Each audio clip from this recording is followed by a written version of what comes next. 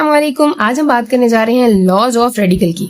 Class 9 से 8 आप किसी भी क्लास के स्टूडेंट्स हैं, ये वीडियो आपके लिए बहुत हेल्पफुल होगी when you are solving radical related questions. First law is product law.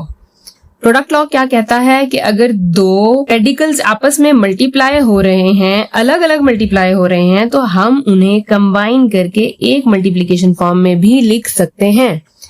ठीक है, मतलब हम दो डिफरेंट रेडिकल को सिंगल रेडिकल फॉर्म में भी लिख सकते हैं और अंदर मल्टीप्लाई कर सकते हैं।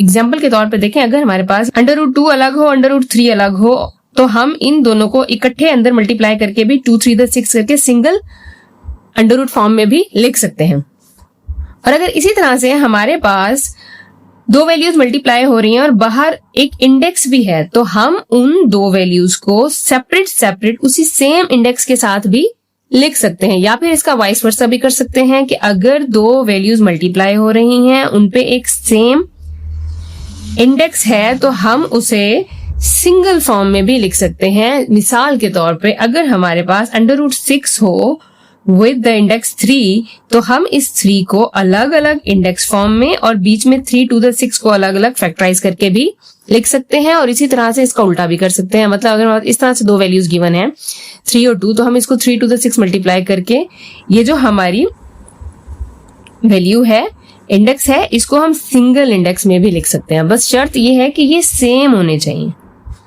ठीक है, अगर ये इंडेक्स डिफरेंट है तो फिर हम इस तरह से नहीं लिख सकते।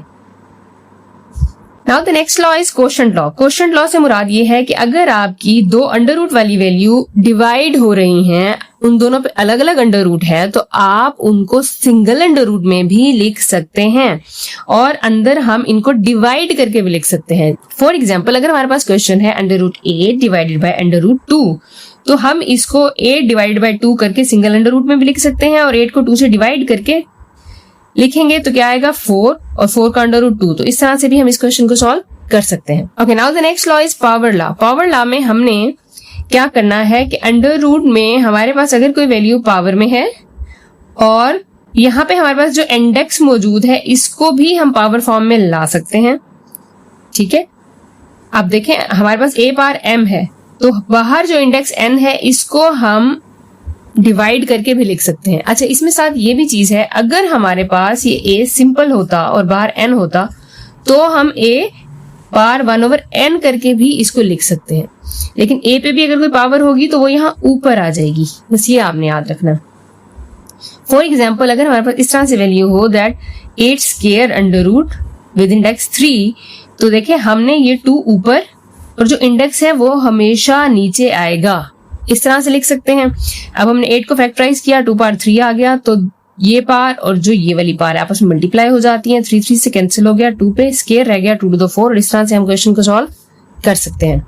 Next law is root of a root law, कि अगर हमारे पास वैल्यू हो उस पर 2 रूट हो, मतलब लेट्स सपोज a है और उस पर इंडेक्स n है और सेकेंड रूट भी हो विद द डिफरेंट इंडेक्स, तो हम इन दोनों को आपस में मल्टीप्लाई करके in the form of single index भी लिख सकते हैं। फॉर एग्जाम्पल, अगर हमारे पास वैल्यू 16 है, उस पर √3 है पहले और फिर √2 है, तो हम 2 3 6 करके इस तरह से सिंगल √ में भी लिख सकते हैं, मतलब 6th root of 16। Now the next is rationalisation rule. Rationalise कब करना है? हम लोग जब भी क्वेश्चन को सॉल्व करते हैं तो रैशनलाइजेशन से मुराद ये है कि जो डिनोमिनेटर है उसमें रूट नहीं होना चाहिए। तो रैशनलाइजेशन का बेसिक मकसद ये है कि डिनोमिनेटर से √ की वैल्यू को खत्म करना। इसके लिए हमने सिंपली ये करना होता है कि हमारे डिनोमिनेटर में जो भी वैल्यू हो विद द √ उसी से आपने उस फ्रैक्शन को मल्टीप्लाई और डिवाइड दोनों कर लेना है। ठीक है, इससे आपका डिनोमिनेटर में जो √ है वो खत्म हो जाएगा। और इंशाल्लाह नेक्स्ट वीडियो में हम सॉल्व करेंगे क्लास 9 की एक्सरसाइज 1.2, जिसमें तमाम रूल्स हेल्पफुल होंगे।